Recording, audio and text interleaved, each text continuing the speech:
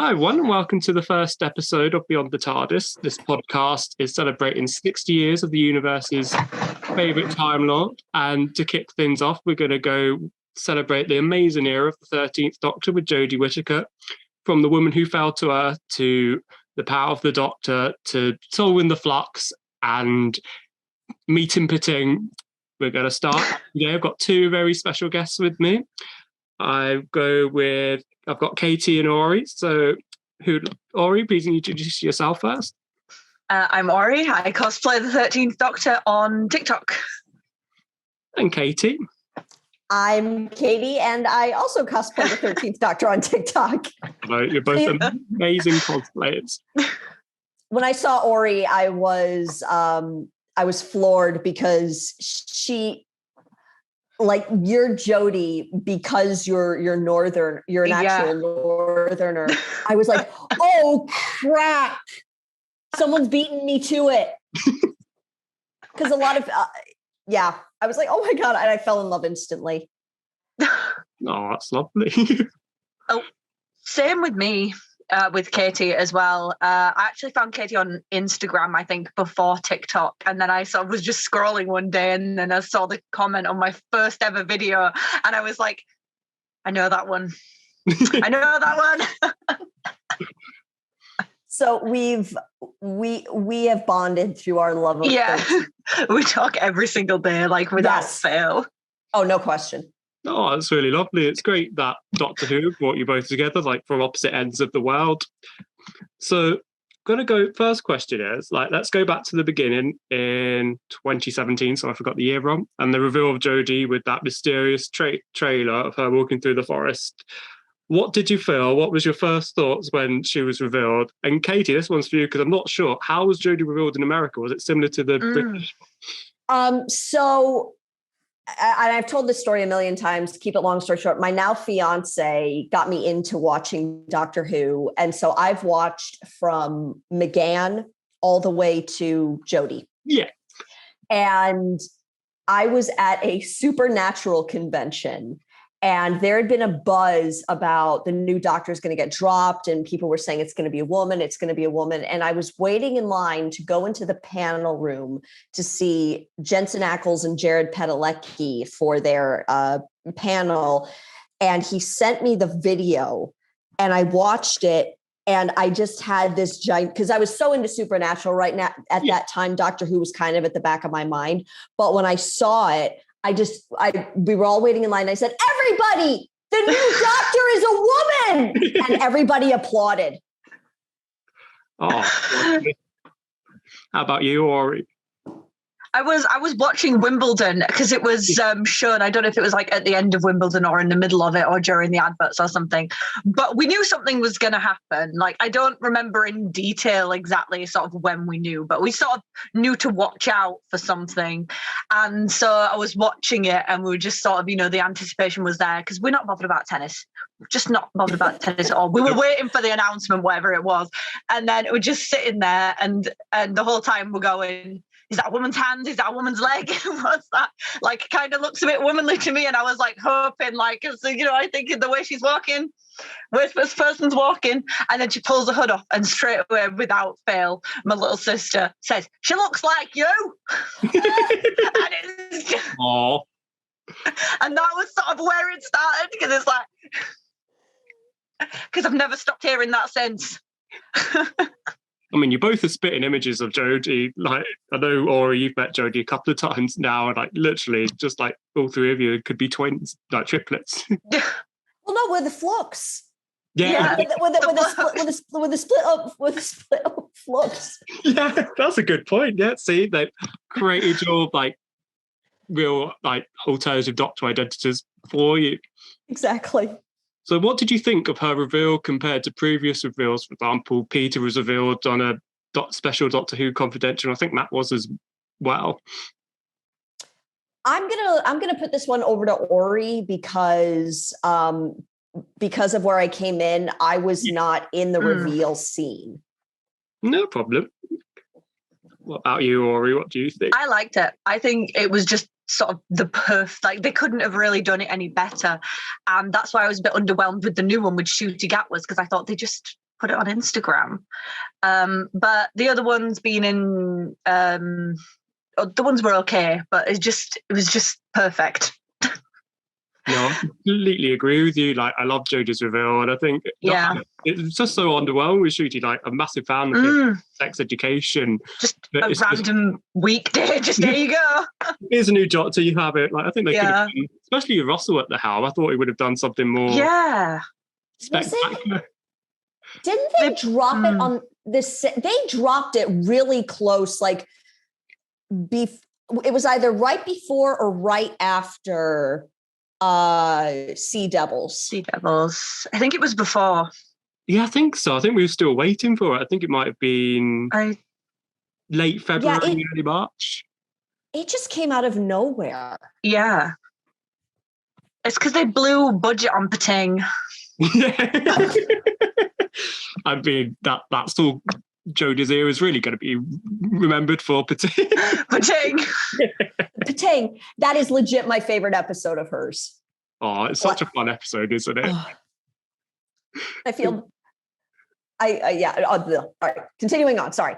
I'm trying to hold back because I could literally go on for hours, and I know we don't have hours. Got too distracted by Pating. Literally, and after she said that, because I now want to find a friend, and I don't have any friends who have a pet rabbit. Yeah. So I want to do a video where 13 has got Yaz's pet rabbit on a lead, and then the camera pans over and you see it's a little Funko Pop Pating with a little leash around it that looks like it's got bite marks in it. Oh, that'd be brilliant. Got to find a rabbit for you. Yeah, I have a rabbit. I don't have a rabbit. You have a rabbit. I have a rabbit. Oh my God. Okay. The next time I come to London, we're meeting up and we're doing that. Oh, that'd be amazing. I don't know how I'm going to get the rabbit to London, but we'll figure it out. We'll make it work. We will make this work. You'll find a way. Has to be done. Yeah. So why do you think you both have such a powerful connection with the 13th Doctor in particular? Either or. Ori, you first? Or would you prefer me to go first? I'd prefer you to go first.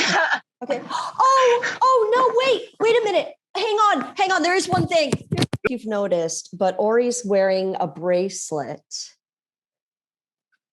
that she and I and another wonderful Whovian named Vicky, who does Doctor Who art, share. Oh. And it's our kind of unified love of 13. And they're really lovely.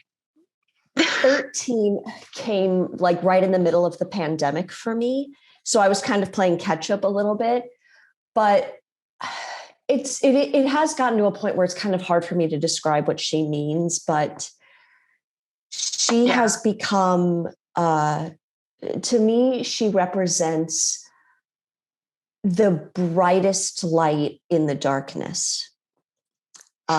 She represents, in Jodie's video, be kind, even kinder than you were yesterday. And I know you were super kind yesterday. She is always trying to do your best. And for me, she represents a new family, new friends like Ori, who's actually kind of become a sister to me, and Vicky. We are unified under our love of 13. No. And that's what she is. She is all of the brightness of the Doctor. And I think that line is right by Lord Byron. She is the universe. Every Doctor in their own right is the universe. And if you watch her, it's so funny because Jodie said she didn't watch any previous seasons of Doctor Who because she didn't want to be influenced. But if you look at her, you see elements of 2, you see elements of 10, you see elements of 11. She's her own Doctor, but she's also, she has those little moments of like, there's her second self. There's her, and she's always trying to do the right thing. Yeah. Frozen 2, she tries to do the next right thing. That's lovely. What about you, Ori? Why do you think you have? I mean, I don't know how I'm going to follow that up. Oh, that was beautifully said. Without crying as well. Quite a feat in itself. I mean, all of that. And obviously, you know, I'm Northern, she's Northern. We've already spoke about that. But also, you know, first woman doctor. I don't know. She's like, Katie's already said everything. It's hard to think of other things. I just like what she's done to the fandom as well, because there was just so much toxicity that was taken out of the fandom when she was announced, when the episodes came out. It really divided the community. And I know a lot of people just genuinely did not like her, and that's fine, obviously. You know, you can have your own opinions about things, but there were a lot of people who dismissed her the moment it was a woman and was like, I'm not going to watch it because she's a woman. And obviously people like that do tend to more often than not be quite toxic. So, you know, it got rid of that. So then that fandom as a whole became healthier and more friendly and more connected. And I really hope that keeps up with Ncuti Gatwa, and that the fans who just genuinely did not like Jodie, didn't vibe with her, they can come back. They're allowed. Yeah. But I hope the toxic ones stay exactly where they are, as far away from the fandom as possible. And the toxic one, jumping off of that, if I may, did I cut you off? Yeah, of course you can. No, you didn't cut me off. It's fine. And she has become such a brilliant representative for the show. Mm-hmm. You see her at conventions, you see, like, she is so bright and amazing and lovely. I honestly cannot, it's her. I almost feel like she's going to have the same experience that I had at Galley 1, which is your first Galley 1 is always a trial by fire. When you realize that people are just genuinely super nice and give you free stuff. And I feel like she's going to leave with tons of cheese and tons of, like, I think she's going to leave with more souvenirs than she knows what to do with. Because people will just, I was waiting in line behind an Ace cosplayer and somebody else, another cosplayer. And you're not allowed, the thing about Galley 1 is they are very restrictive about what you can and cannot film. So I was kind of like, they were like, can you sneakily film us giving something to Sacha Dhawan? I'm like, yeah, sure. You get so much free stuff if you're a celeb. She's going to leave with more cheese than she knows what to do with. She's going to need a TARDIS to fit it all in. Oh, no, she's going to need 2 because, like, I know people they're going to bring her plushies. They're probably going to bring her blankets and fan art. It's going to be nuts. But Jodie, and I think hopefully more people realize, even if they don't vibe with her doctor, and that's okay, because like Ori said, everybody has their own doctor. They see, A, she's a phenomenal performer, and B, she's just she is the spirit of someone who loves the show and will always be there for the show. And I Big Finish, take my money. Yeah. Big Finish. And I'm telling you, listen to Doctor Who Redacted, read the comics. Just Big Finish, just literally shut up and you can have my soul, Big Finish. You can have what's ever not sold from my soul to Disney and Pokemon and whomever, if you get her doing stuff.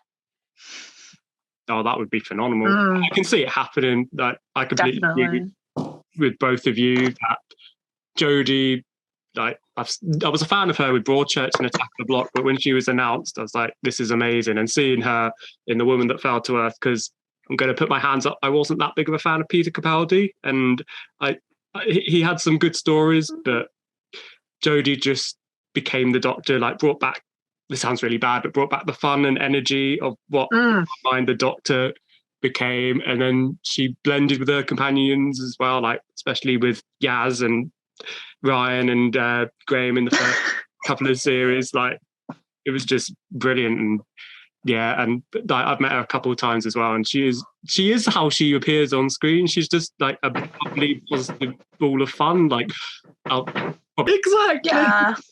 And Katie's going to get her turn soon. Yeah, I'm sure you will. Jodie's probably going to be sick of me. Oh no, sick of me because I'm meeting her twice. I'm going to meet her at GalaxyCon in Columbus, and then at Galley One. So I don't want to. I don't want to overwhelm or be like too much, but I'm still like, I have to go up to her, and my goal is to kind of go up to her as I am, and then say to her, if there was something that you wish your doctor could say to you right now, what would it be? And then break out the accent. And I hope to God, I hope to God someone records her. Like, what just happened?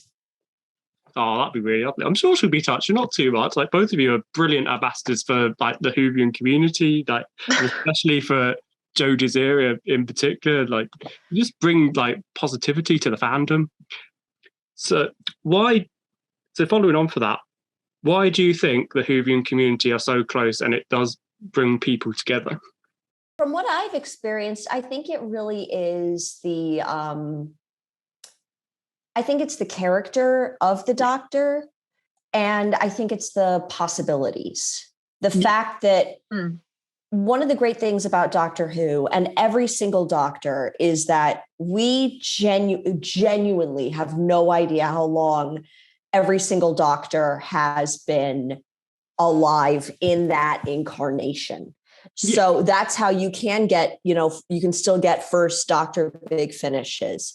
Fourth Doctor comics. It can go on and on and on for every single one of these Doctors. And what unifies the fans is, even if your favorite Doctor is not my favorite Doctor, or vice versa, in that non-toxic bubble, we can recognize we still love the Doctor, we still love the TARDIS, we still love the possibility of going anywhere and anywhen. No, I completely agree with that. Yeah, it's a unique show. No other show, I think, has any like fandom like it, whether it's Marvel or Lord of the Rings. Like, you're completely right. There's no other show that doesn't have a time scale, if that makes sense. Like you said, like, you don't know how each actor companion and the adventures are limitless. So what have been both of your highlights of her era? Tasman. Yeah.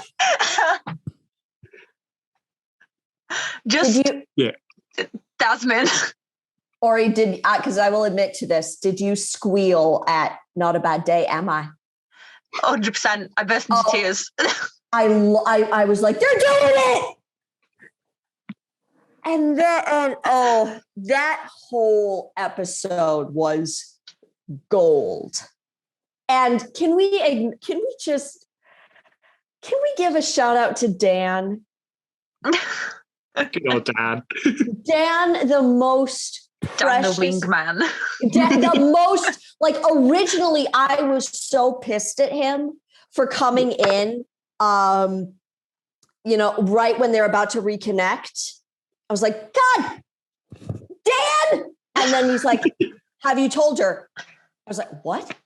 Have you told her how you feel? Okay, Dan, we're cool. We're good. We're good, mate. So going on Tasman, obviously that's one of the most iconic plot points of the whole nearly 60 years of the show. Why do you think that it was important for them to, because I don't know, I saw Mandeep Gill and the latest Doctor Who magazine talk about it. Why do you think it has been such an important and iconic moment of Jodie's era in particular, but as development for the show? Because we're still struggling to see sort of women love women in media, and whenever there is, it gets cancelled. Like Gentleman Jack cancelled.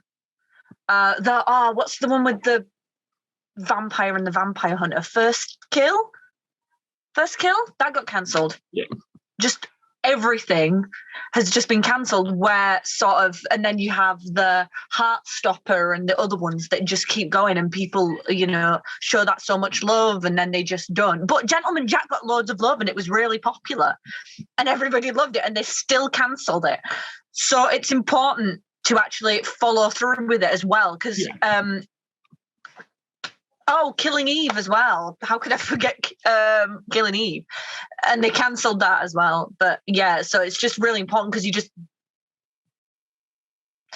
because there's hardly any representation out there, pretty much. No, I completely agree with that. Yeah. I agree it's important, and especially because you don't really, like, from outsider's point of view, you don't really see women on women relationships in sci-fi shows that very often. So I think it was incredibly important for them to, instead of have like same like traditional relationships like Rose and the Doctor or Martha and Doctor, like back in the early days, I think it was incredibly important now, like for the show, to recognize it's the 21st century. There's all kinds of love. Like, you should be proud of who you are. Don't ever lose yourself or be intimidated by like anybody else's views of them. As long as you're happy, that's what matters. And I think it's a travesty they cancelled Killing Eve and Gentleman Jack as well, because they were brilliant. Yeah, I need to watch both of them.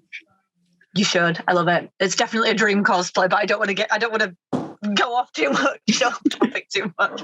But it's also about being different as well. And that's always been a massive, massive part of the show. Like, going back to when we said what connects people and that, there's a lot of people who just don't fit in with mainstream, and being LGBTQ plus is part of that difference. And the Doctor's an alien who hangs out on Earth a lot and is sort of completely different from all of them, but still sort of manages to get stuff done without changing who they are most of the time. So, it ties into the key themes of the show, and it just makes sense. Couldn't have said it better myself, honestly. Yeah, no, beautifully said, and I agree with all of it. So, what did you think of all the companions? So start back at the beginning with Ryan, Yaz and Graham and their development throughout their time, excluding Yaz because obviously she's still on the show. Do you want to go first? Okay, yeah, I honestly, I love Yaz. I adore her. I think that she has grown throughout her progress within the show. I adored Bradley Walsh as Graham. The one, I honestly, I know that her death kind of sparked the movie. I would have loved to have seen Grace in the TARDIS. Yes. Grace would have been a phenomenal companion. I think I liked some elements of Ryan. I think Ryan needed a lot more development. 100%. There was one, I really loved the moment between Ryan and his dad it was Revolution of the Daleks, wasn't it? Or I thought that was great. But that was all we really got. And Tosin Cole's a great actor. Well, again, I loved his moments in Saranga, but I think Ryan overall needed more development. And I love Dan. God, They learned a lot. They learned a lot with sort of Ryan and Graham. And then, when they did Dan, it was just perfect. Oh, yeah. From the start. He was characterized perfectly from the start. He had an arc, he had a love interest, he had depth, and definitely everything that they learned from. Agree wholeheartedly. Oh, definitely. I just love Dan and Carvanista's relationship in Flux. I think we need to see more Carvanista. We're getting into that. Oh, well, he knows about I think John Bishop said he knows about the shippers. He did a bit more than say that. He showed interviews art on his show. Oh my God. Yes. I mean, some Dan Vanista art just whacked it on his show. Good old John Bishop. I have so many questions about that ship. Moving on. So let's talk about, I know you touched it a little bit. Let's talk about Yaz, like from the very beginning, from meeting the Doctor on the train to where we are now. Like, if you look at the latest trailer for Power of the Doctor, where you see the Doctor calling out Yaz, what do you think of her development? I think it started off pretty slow, not gonna lie, but sort of recovered really quickly from that, because then she had her own, a whole episode sort of based around her and her history, and then we got to see more moments, and then sort of by the time it was sort of Flux time, it really, really went into depth about stuff, and she started making decisions. But and that's the great thing about Doctor Who, is like you start off and they're like not quite settled in, and then as you keep watching, they're improving the writing, improving the characters, and everybody's getting more into it as well. But I think it was slow to start, but then by the end she found a place in my heart, so love Yaz. She's brilliant. I agree wholeheartedly with Ori. I think she completely shone in Flux. I'm gonna go on the record. As much as I love season 11, season 12 is better written, and so much. Season 13 is gold. I will say this: had Flux been 8 episodes instead of 6, it would have been perfection. Genuinely. Even adamant Jodie haters went on record as loving like the start of Flux. They were like, actually, this isn't bad, maybe I could get into this. And there are moments I adore Chibnall. There are moments where I want to go, Chibs, go sit in the timeout corner. I need you to think about what you did. But Chibnall has done something that no other writer on Doctor Who has ever been able to do for me. And that is including the creator. Chibnall made me scared of the Weeping Angels. I have never been afraid of the Weeping Angels until that episode. That episode from start to finish is gold. That is pure Doctor Who gold. Yeah. Acting, writing, fear, build up. Hanger. Oh, definitely. Just everything. Visual effects, acting, costuming. That needs to be shown in film schools about how to do a cliffhanger. That is, if you want to do an episode of horror for like a PG-13-esque horror. Yeah. Because I could argue, but Flux was, despite its flaws, and it does have flaws. Yeah, definitely. Yeah. Flux made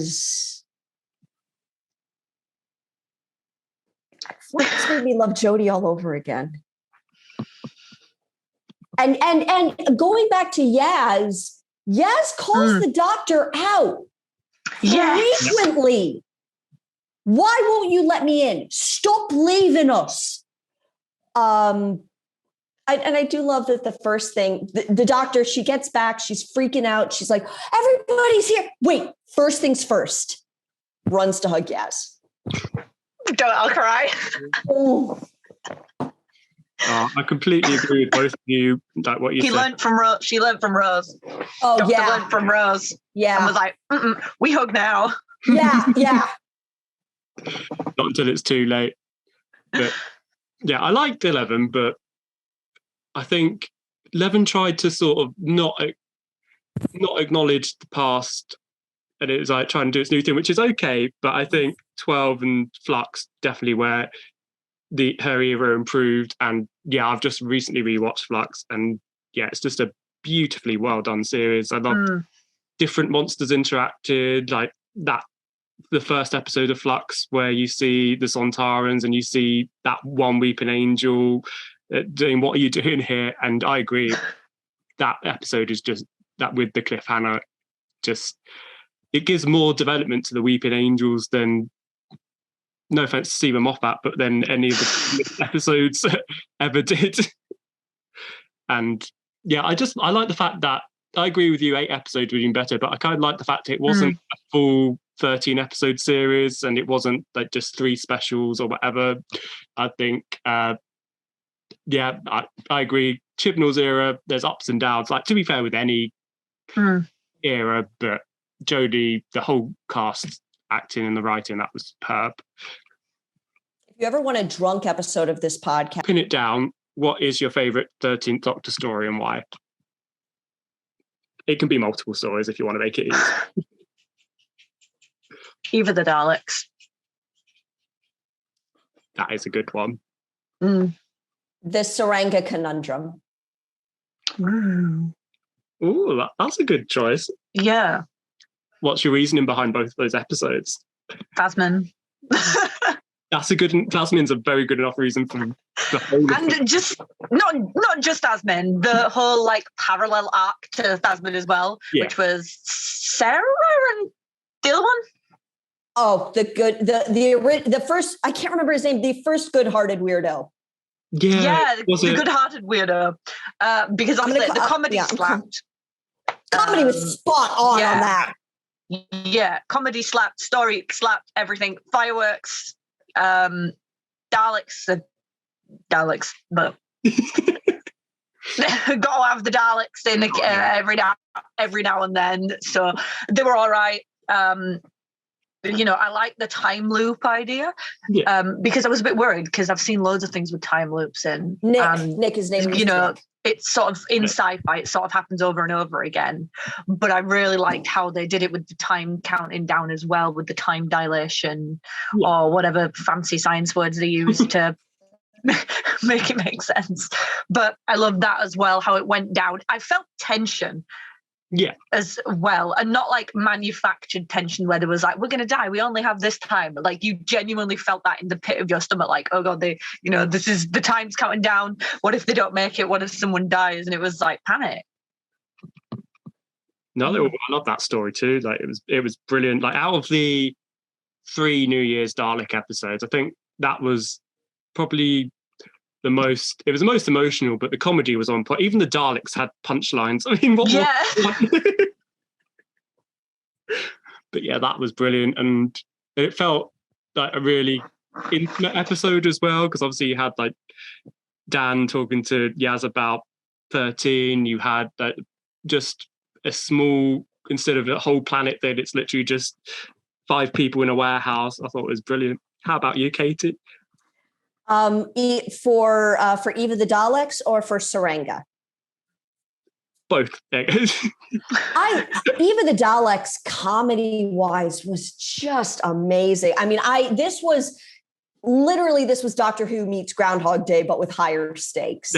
And I loved it. I thought it was so much fun.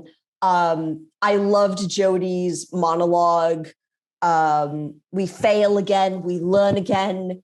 And the Daleks do not have friends. Yeah, well, you've only got yourselves to blame for that. That pure love. For me, I just love Saranga because it shows Jodie's range so brilliantly. And it also shows her, I don't know why, that the moment that has always stuck with me is when she's yelling at Astos and Astos says, "You're being selfish and hostile," and she reflects on it and she realizes she is putting her needs in front of everyone else's, and it's not,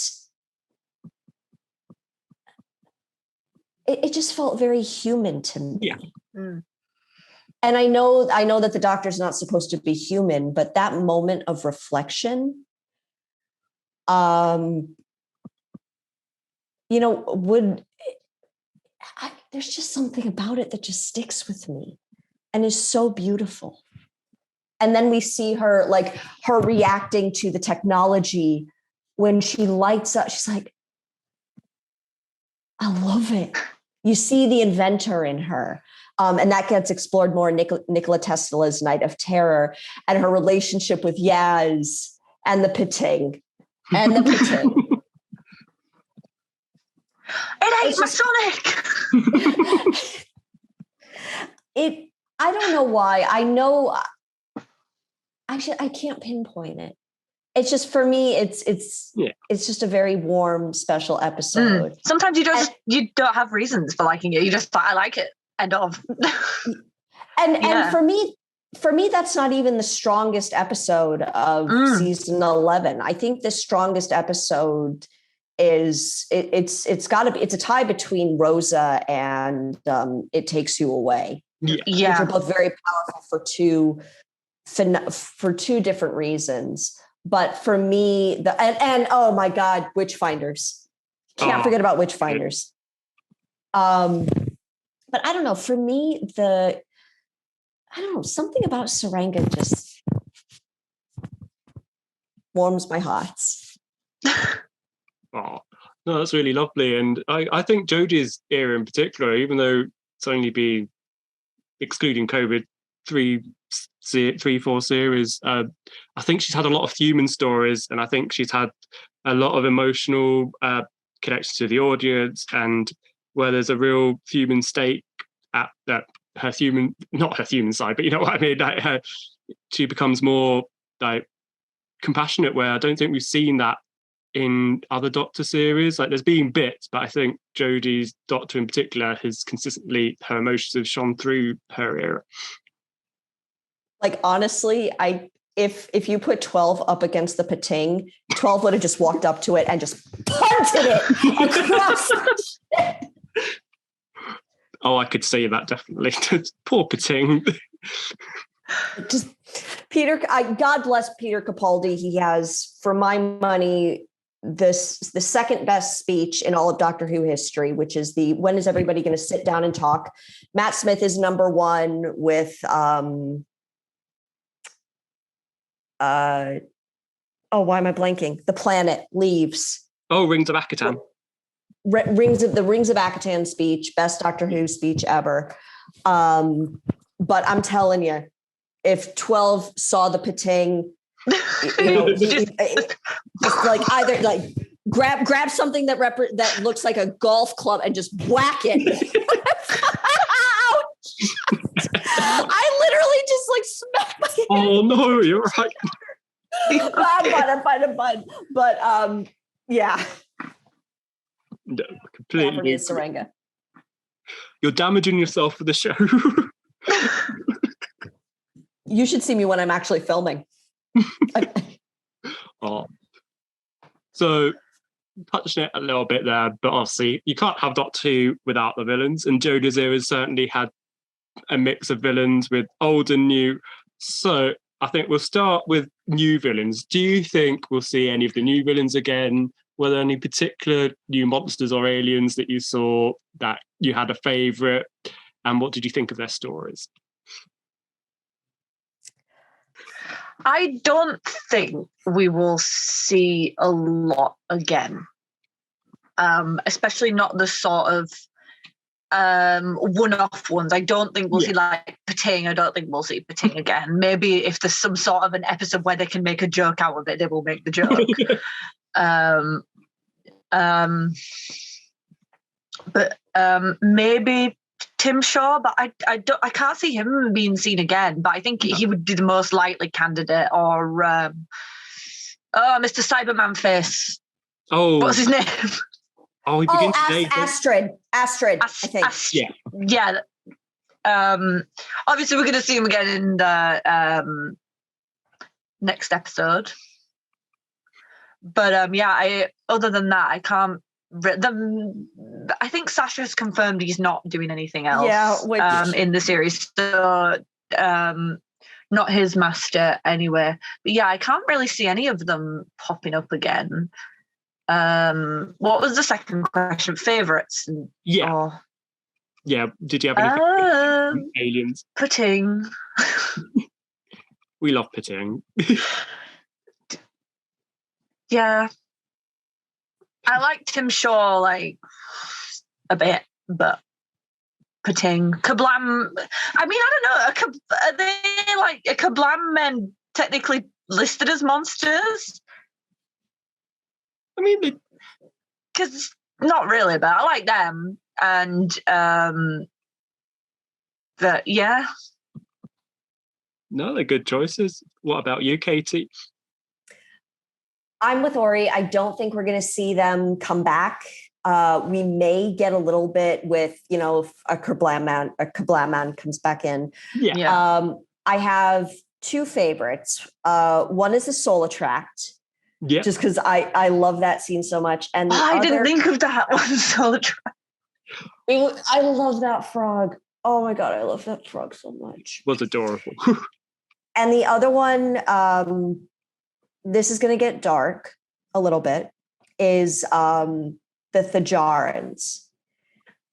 Because when I watched the Demons of Punjab, we were at the height of COVID. And when they said,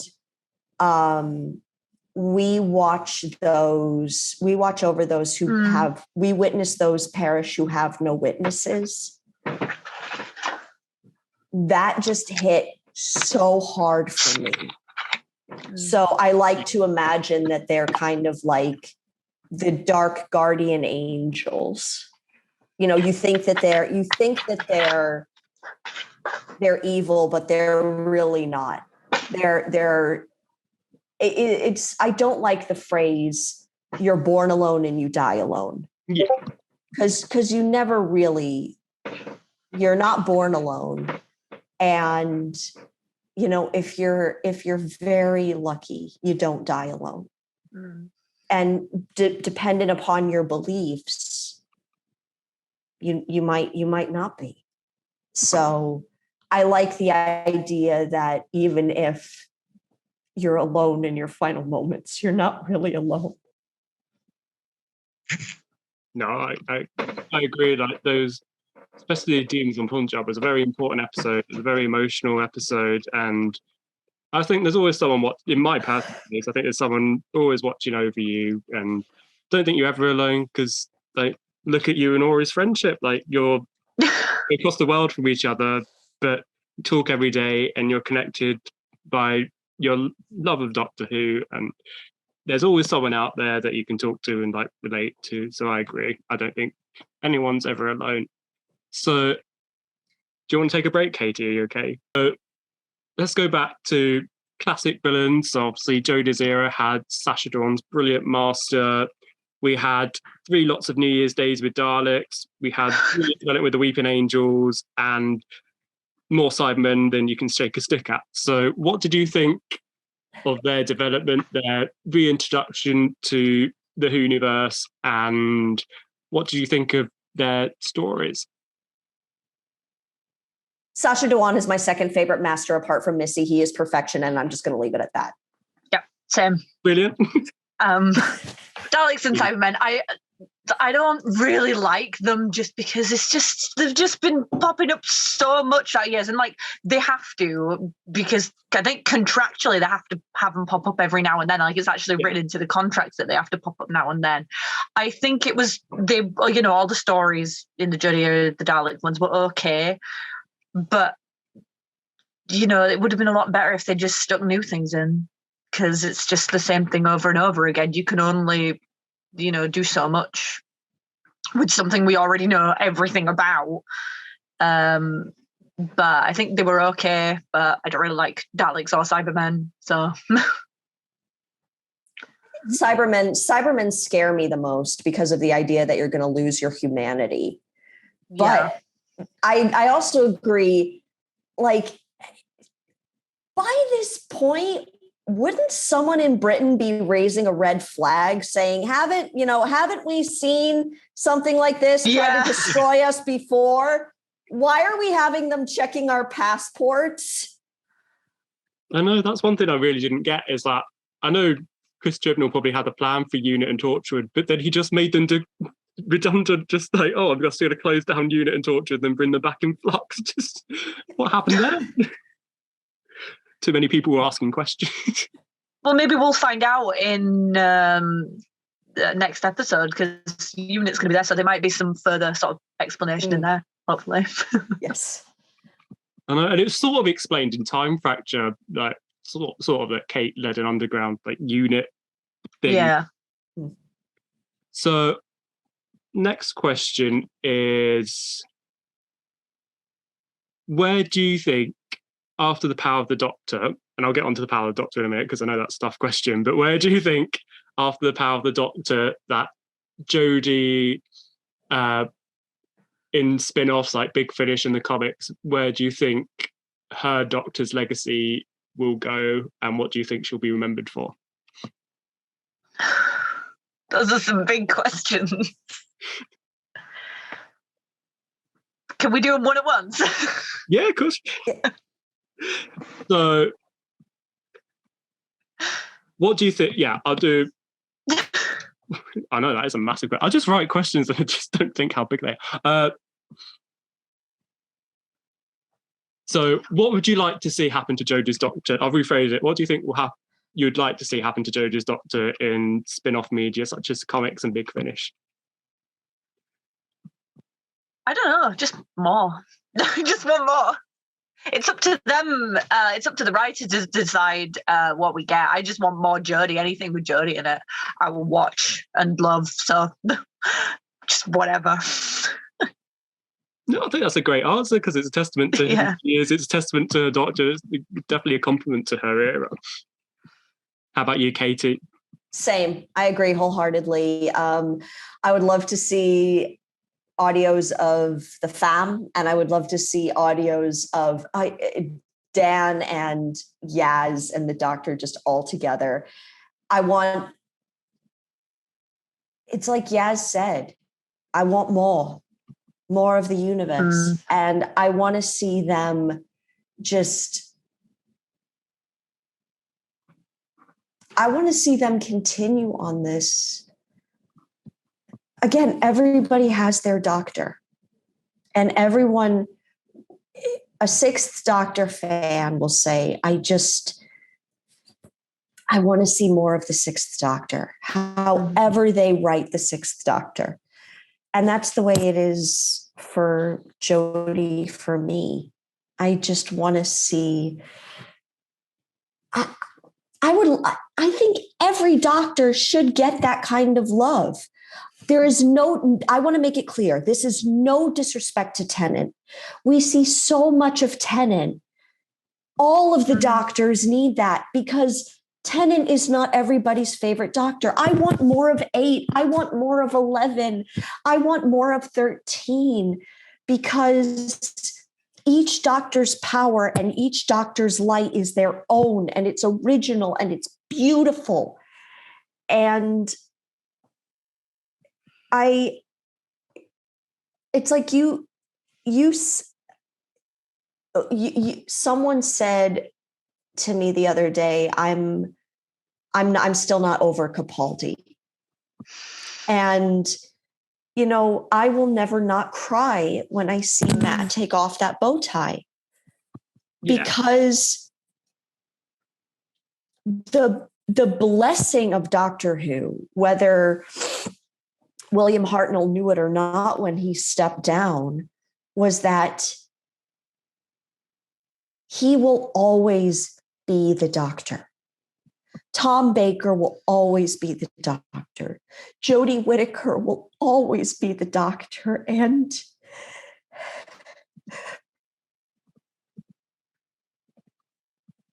I'm just going to say, I know this isn't what's going to happen, but this is what I want, is that the perfect ending for me, because we know that Tennant is going to come back in a certain way. I don't know how. is that you open the TARDIS, Dan says goodbye, Yaz says goodbye and walks away, and then Yaz stops. Yaz looks back at her, and 13 looks at her, and 13 just holds out her hand. And Yaz walks over to her, puts her hand in the doctor's hand. They both step into the TARDIS. The TARDIS dematerializes, and then you cut to credits. And then the next time we see the doctor, it's David, because that to me says that they were together until Yaz left the world. Oh, that would be beautiful. Sort of similar to how Bill's story came to an end with the pilot. That sort of the unseen adventures are more powerful than the ones you see on screen. No, that would be a beautiful ending. Do you want to add anything to that, Ori? No, I'll cry. I was going to ask if you could write a story for the Doctor, but Katie, I think you said it beautifully there. Just like Yeah. To Jodie's era, what would it be? I actually have, but there are a lot more. I think mine are either very silly or very serious, and mine are also self-insert. So nobody wants to see that. Even though I'm working on one right now. And it's brilliant. Brilliant. Oh, It is brilliant. No, I did one where there's an audio that's out called The Surprise Special, which has the lovely Alia E. Tori as the Doctor and me as myself in this crazy mixed up world. And there's going to be another one coming out soon. And then the final, the second to last one, because I'm cutting myself off at 4. Oh, but it's, there are just so many stories that you could do with 13, either very, very silly or very, very serious that I think could be unique just to her Doctor. Mm-hmm. No, I completely agree with that. I've just finished reading Empire of the Wolf, the comic, and I've got her other 2 of that trilogy for my birthday. And they capture her, even though like it's just pictures, like her speak dialogue in that is perfect with the other Doctors, and it's just she's just an amazing Doctor. Wait, she's in Empire of the Wolf? I think so. Is it 8? I don't know. It's 8 and 11, isn't it? No, I've completely. Wow, I nearly ran to Amazon. I meant the one before that. So, you mean because it's part of the same trilogy, isn't it? Oh, what's it? Ori, I've never read the comics. I've got no idea. Hold on, I'll just go and grab it because it's literally right in front of me. No, I have to. Ori, the next time we meet up, I'm not kidding you. I'm buying you every single one of the 13th Doctor's comics. Oh, this is not Ori. This is not BS. This is not a joke. You are getting every single one of the 13th Doctor's comics because you need them in your life. They're absolutely fantastic. You can keep going. I've got to pull up this shot for her because she needs to know that she. A Little Help from My Friends. That's the one I was thinking of. And what's the other one? Hidden Human Histories and Alternating Current. Yes, with the Corsair. Yeah, they're just perfect comics. Definitely recommend that to anyone who wants. Oh, they are A+. Absolutely, they are so A+. It's not funny. I've got the difficult question now. What do you? It's not that bad. What do you think your predictions are for Power of the Doctor? Pain. Tears from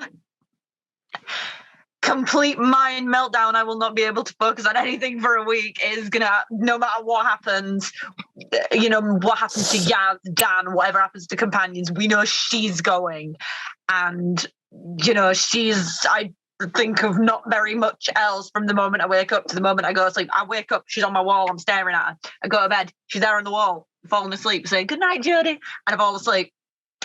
She's my whole life and she's just going to be gone just like that. And obviously all the way through just on social media talking about Jodie Whittaker and the episode. And, you know, that's just going to be over. We're never going to be able to get excited about another episode of her again because there's not going to be one. You know, that sort of build up, like finding all the theories and, you know, having to look at absolutely everything. Like whenever the new magazine comes out, tearing everything to shreds and be like, look at this tiny little detail. This means that this is definitely going to happen now. And stuff like that. We're just never going to have that again. And, you know, I don't know what's going to happen, but it's going to be awful. In a emotional way, not like I hope it's a good episode. I hope it's a very good send off. I'm hoping for not a very long speech because I'm not a fan of the long regeneration speeches. I want something short and sweet and meaningful. I don't want them to sort of cheese off on anything. I want the full emotional impact. Saying that, you know, I don't want to be traumatized, obviously, because that's not good. And I have a life to figure out and do stuff with after the episode's finished. But I don't want them to sort of cheap out on anything. I want them to go full blast everything. No letdowns. I want to be surprised, traumatized, just maybe not that much. But yeah, I don't know about content. That's the thing. It could be anything. They're probably going to kill some companions off. I think there's definitely not all of them are making it through. There's no way. Obviously, we know the Masters, spoilers for the Doctor Who stuff, but the Master's going to have the beard and be the bearded character from Russia. I don't want to spoil anything, but I don't know how far I can get into spoilers. But the stuff that's happening with the Master is happening, which will be excining. Hopefully there'll be a lot of jokes as well. Yeah, hopefully there'll be a lot of jokes we can make about the Master. So I'm looking forward to the comedy of it. But as for like actual content, I like the Ace and Tegan as well, and I hope we see more Osgood. But I feel like they would have had Osgood in the trailer if she was in it. But I like maybe a cameo for like a few seconds. I just want to see Osgood. She's lovely. Yeah, but I don't know what to say other than that. I think there's a lot of stuff we haven't seen yet that they purposely included in the show. Yeah. Fingers crossed for 7 and 5 to come back. How about you, Katie? Say I pain. Like there's no way this is not going to hurt. Yeah. And I know it'll be amazing. I know it'll be well written. I know it'll be a wonderful time, but I don't think unless you are when you are connected to a doctor and you know it's their moment, like it's, you know, there were people who were wrecked after Tennant. You know, there were people who were wrecked after Smith. You know, there were people who were wrecked after Capaldi. And people say it's same as Smith. You know, oh, it's just a TV character. It's not, and it never will be. You know, I think one thing people need to understand is that to many people, the Doctor is not just a character. To many people, Luke Skywalker is not just a character. To many people, Mickey Mouse is not just a character. Although I could say a lot of things about the business side, but we're not going there. They're not just symbols. They're not just storylines. They're hope. They're reminders of what we want in life and who we want to be. They are They're symbols of power. They're symbols of strength. They are. The first time I put on this costume, I felt comfortable. I felt like there was a part of me in the fabric. And everyone has that character. Everyone has that doctor.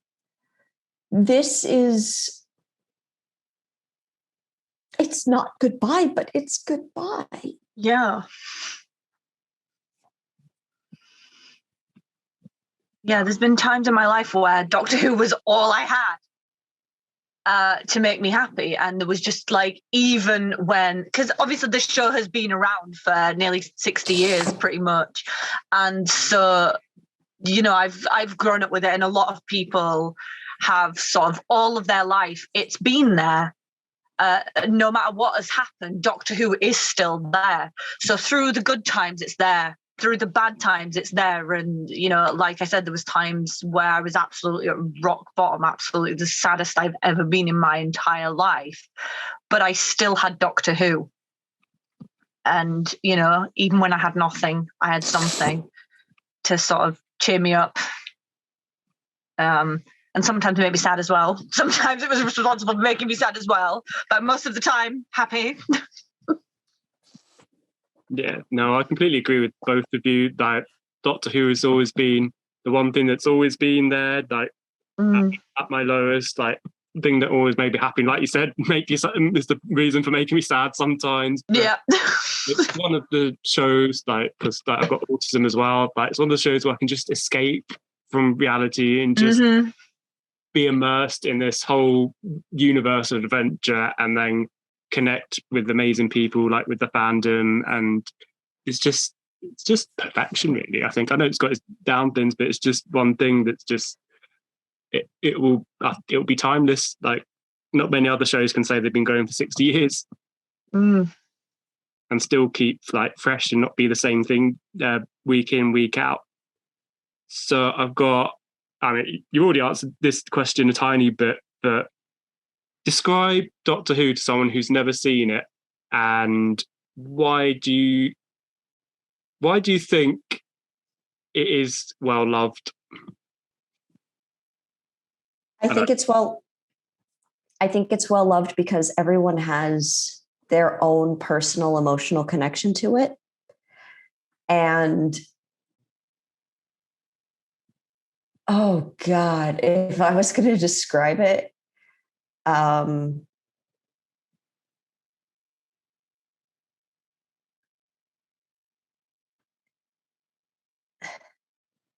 time and space and chaos, and nobody is safe, but you're going to love it. Oh, that's brilliant. I think I'd just be a lot more literal. I think I'd be more literal, and I'd just be like, it's about this bloke. He's got a spaceship and he like travels in time and stuff. It's bigger on inside, and sometimes he goes off and he bonks some humans, and sometimes bonks aliens. Sometimes like, and then his sort of biggest enemy is bloke he's known since he was a kid, and the same species, and we think they should bunk, but we don't know. Yeah. But we all want them to bunk, and just all of the ships. That's very important. It's like, yes, we want these people to bunk. We want those people to bunk. These people have bunked. We are highly suspicious that these ones have bunked. There's an entire website dedicated to drawing people bunking. You know what? I want to change my answer slightly. I want to change my answer ever so slightly and say, you know what? This is the ending of The Power of the Doctor that I want. Oh, that's beautiful.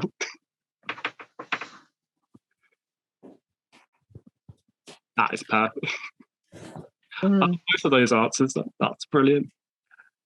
I've just got a couple more questions. Next one is, going forward, what would you like Russell T Davies and Ncuti to take from Jodie's era into the 60th and beyond? Or Jodie? I would like them to take Jodie yes. into those episodes. I mean, that's a fair enough answer. Yeah, I'm going to be mad if she doesn't show up in the 60th in some way. Or if they don't like reference Yeah. something. I'm not sure if she'll show up, but references at least. But yeah, the fun of it, I think the just ridiculous things that she says out of nowhere, just that. I hope, you know, like the fans and stuff that like Jodie, I hope they stay on. And, you know, we get the fans who just didn't like him, so didn't like her. So all of that. Episode wise, I don't know.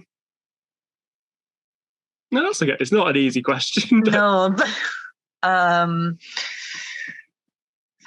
what I will say, I do like this sort of a doctor companion relationship where it's not instantly sort of just accepted by the doctor. Like it's not, but it's not really delved into. It's sort of the fans thing to judge.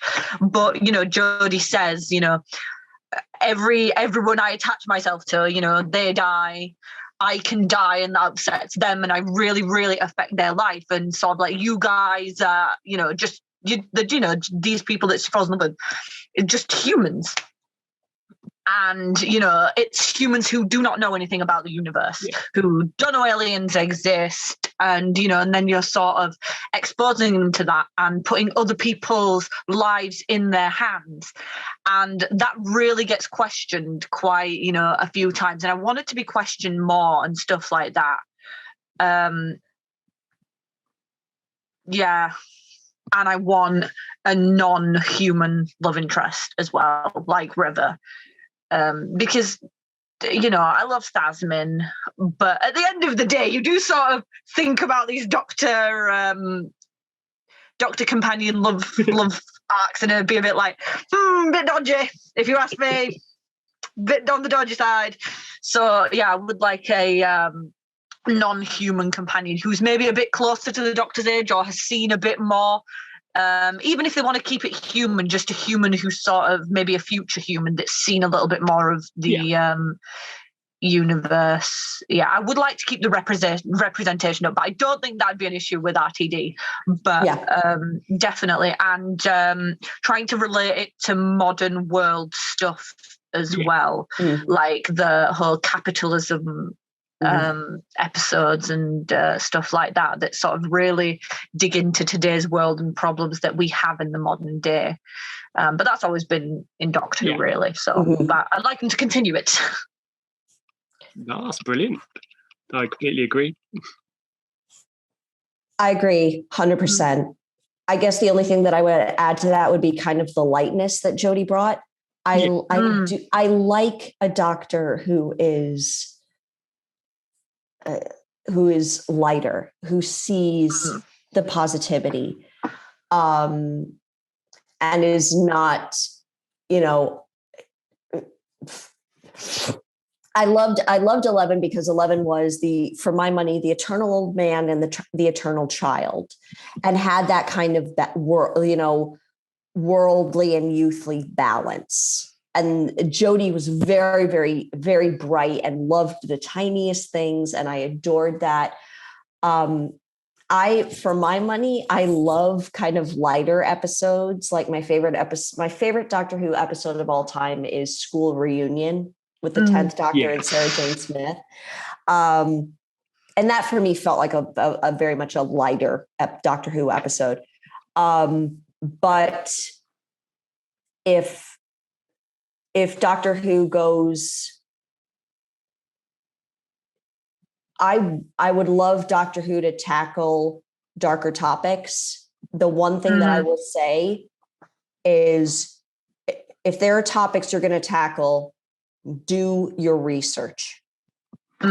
Because there are Doctor Who episodes where it's clear that they're talking about something and they did not do their research. Rosa for me has some factual inconsistencies. Yeah. But you can tell they did their research. Yeah, that was such an important episode in the show. Yeah. the whole history of the show, and came at a very like crucial time as well. So I think it was brilliant. But I agree, need to do research on important topics. Can't go in there, I want to do an episode about this without being factual. And there are episodes where they have that's honestly why people moan about Orphan 55, then do something about our climate if you don't want episodes like that. Oh, true. You don't want episodes like Orphan 55 or Praxis, which Praxis is a good episode. You don't want episodes like that. Do something about the planet. Vote for people who will actually support, fighting against climate change. Oh, definitely. It's such an important issue. And I'm glad Doctor Who brought it up, because obviously the show and the writers recognize that something needs to change, and they did it in their own unique style to try and get the importance, the awareness raised of... it should be everywhere. Yeah. Climate change should be everywhere. And I'm glad Doctor Who had a part in that, because, sort of, it feels like once a year, suddenly there's like loads of media about it. And then it just sort of goes away. Or whenever there's sort of a freak weather incident or a heat wave or a drought, that's when they talk about it. But then other than that, it just sort of doesn't get talked about. And people they talk about it too much. They don't talk about it enough. It should constantly. It is killing our planet right now. It is destroying any chance humanity has at surviving past sort of 200. Well, obviously, I have no idea when, but our children will be affected by what we do today, if we choose to have children. If not, other people's children. Just the future of humanity. Orphan 55 had a freaking point. We are killing ourselves. Yeah, definitely. No, I completely agree. And that line, regardless of how you feel about that monologue, I feel it should have been cut off at a different point. But she's right. We're arguing about the washing up while the house burns down. Yeah. And obviously... Last question. I think it's a nice way to end. Two-parter. What's your favourite quote from the 13th Doctor? And what are you going to take away from her era? Be kind. Even though it's not in the episode, but it's something she said. Be kind. Even kinder than you were yesterday. And I know you were super kind yesterday. And...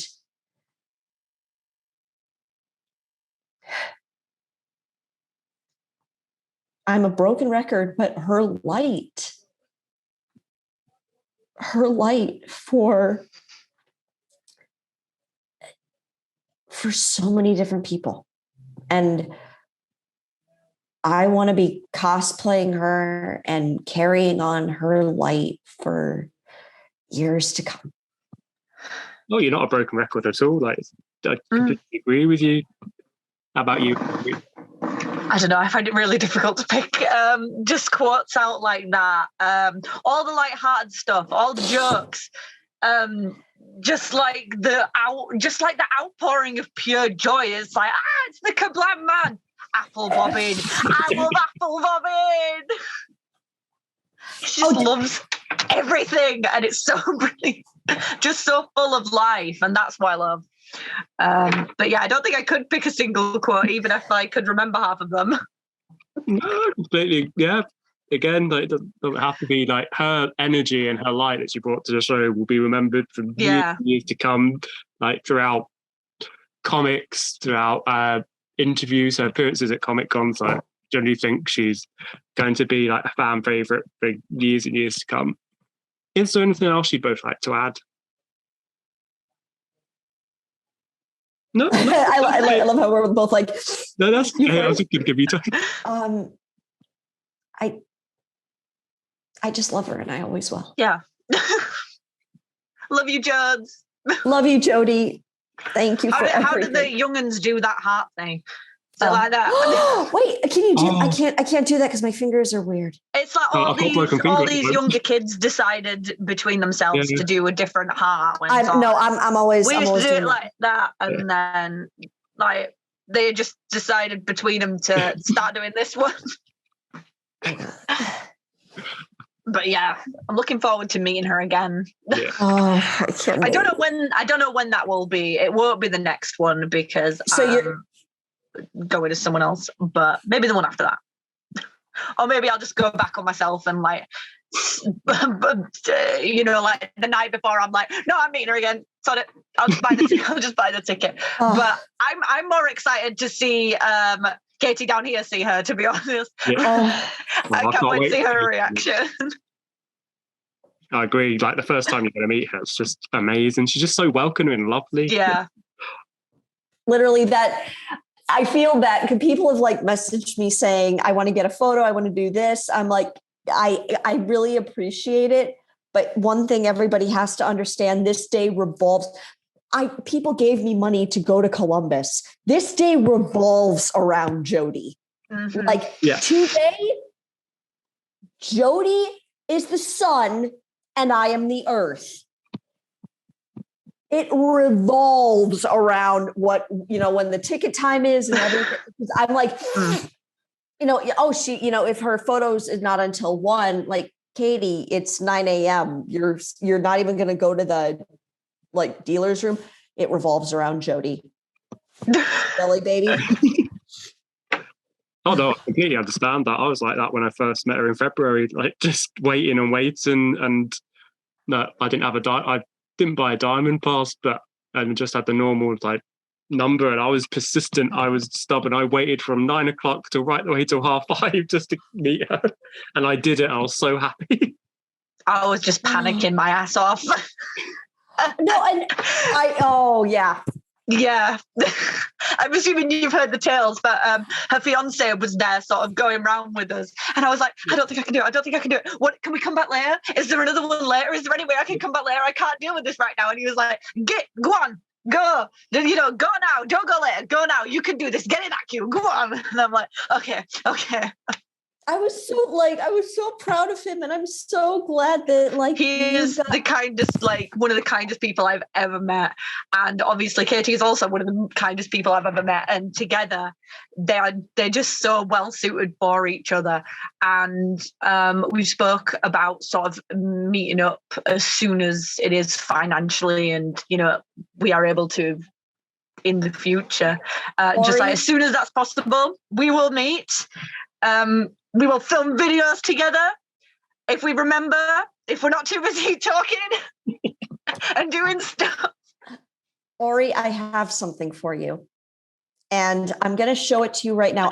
I'll be honest. I don't know when I'm going to be able to ship it for you, but I need to see your, okay, close your eyes. Keep them closed. I'm already crying.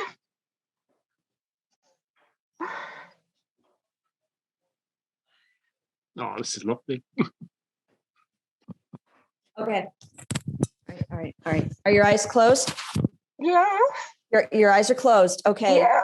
I was going to keep this a surprise, but now that I actually have a camera and it's being recorded. Okay. All right. Okay. You can open your eyes, sorry. I don't want to. Yeah, you do.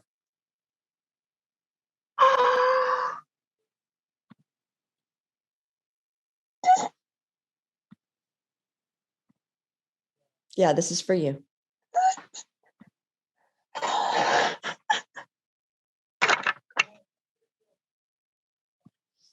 my God. Oh, that's so sweet. Oh. Like I already had one, but they were like, yeah, it was $50. And I saw it like, you know what? I don't think Ori's got one of these. I most certainly do not. Well, now you do. Thank you so much. Ori, you are truly, I am in awe of you and your videos. Like there are the brilliant thing, one of the most brilliant thing about 13th Doctor cosplayers is that they come up with different, like, I will see people do their own version of certain videos and I'll be like, I'll ask them like, can I do my own version of that? And like, everybody has their own approach and their own way to do 13. Like in some people's videos, 13 will swear. I try not to have swearing, or I'll say fluxin. And of course, like mine always revolve around some sort of sugar, just because I am the way I am. But everyone who cosplays 13 and who does fan art of 13 or Thasmin or Thorshi, it's all about love. Yeah. And one of the major takeaways is love. I have to get this to you sooner now. Oh, that's really lovely. Like, it's just, yeah, your friendship is just brilliant. Honestly, like just to go a bit off topic, like I met one of my closest friends who's also an 11th Doctor cosplayer, who's on TikTok as well. Met her through there. I think she follows you, Cosplayer Tiff. Like, yeah, I know Tiff. Yes, I know Tiff. Yeah. Oh, she's wonderful. Like we just like started talking. It turns out that we both lived in the same place but never met over TikTok. So I just think the Whovian community is just a beautiful, wonderful thing that it can bring people together that might not, through whatever reason, ever meet. It is. It is pure love. Oh, 100%. Like both my hearts are just like beating. The Doctor gives you a second heart. That's the blessing of the Doctor, no matter who it is. Oh, 100%. And I think that is an absolutely beautiful way to end the podcast. So thank you so much, both of you, for joining me. And it's been absolutely brilliant. And yeah, I can't wait to see what lies ahead for the Doctor Who community. And I can't wait. Oh, before we end, where can the listeners find you both? Do you want to go first? Yeah, go ahead. A little Ori, pretty much everywhere. So that's spelt like it is sort of there. I'm not sure if that'll come up or not, but O-R-I, and then the rest of it is just a little at the start of that. And I'm on pretty much everything you can think of. Maybe not Pinterest, but I am on Pinterest. I just don't want anybody to see my Pinterest because it's boring and no one would care. It's just Jodie Whittaker and then the occasional dress or shoes. I was really interested in that.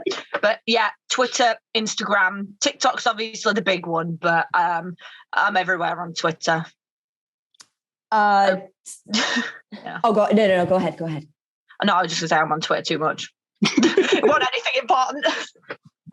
Katie G Angel 44 on TikTok, Katie G Angel on Instagram, and then Gabriel's Angel 44 on TikTok. It's always some. There's always going to be Katie and then some, like usually G and Angel, because it plays back to a time when I was completely obsessed with the movie Van Helsing. Oh, what a movie. Oh. I'm actually working that into a script with the 13th Doctor. Oh, wow. I bet that's going to be amazing. It won't feature Van Helsing, but I'm working that into a script somehow. And also, Katie, where can they find your recent audiobook you did? Oh, the recent one I did is not out yet. But I did just do an audio for Spectral Horizons called, I'm going to pull that up because I keep. No problem. If you send me the links, I'll put them on the video.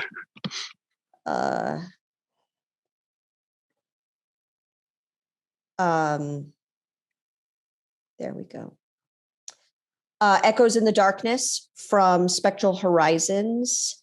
And it was actually done for World Mental Health Day. So that was one that I really, I just really wanted to make as strong as I could. And then I got another one coming out. Honestly. Yeah, there's a lot going on. But honestly, I wouldn't change it for the world. If it means that I get to be with incredible people like Ori and do amazing podcasts and audios and videos. And eventually I was going to do it this summer. Didn't happen. If it means that I'm going around eating ice cream for charity purposes, because that's what I've done. It's worth it. It's worth it. Oh, brilliant. Like, honestly, both of you are brilliant and a testament to Jodie, a testament to her, and I just want to say thank you both very much for being my first guest on this podcast. Thank you. And here to the success of your podcast. Thank you. I don't have a cup, but I drank the last bit of tea. Oh no. Wait, do I have my... I don't have it! Why is it showing up with the green? Hey, empty pocket! And that was too American. There you go. I haven't got the foggiest where mine is, and I feel like that's the most 13 thing ever, but I've genuinely lost it. You don't have one? No, I've got one. I've just got no idea where it is. Okay, hang on. Then you can... Oh, bless. No, I am really like 13. I'll use everything. Marbles, Nothing never more. heard of them. I was born without no marbles. One of mine. Oh, wow. How many is that? You can have one of mine. Do I have any in arm's reach? Yes. I have bought and broken so many of these. Was a pen at some point. Well, I got you. I also had an 11 toothbrush as well. Oh, I got the spork. A while ago. I got the spork. I want spork. Oh, I think you can still get those. I think you can still get those. Oh, thank you so much. No, I'll say thank you both. You've been brilliant. I'll stop the recording now.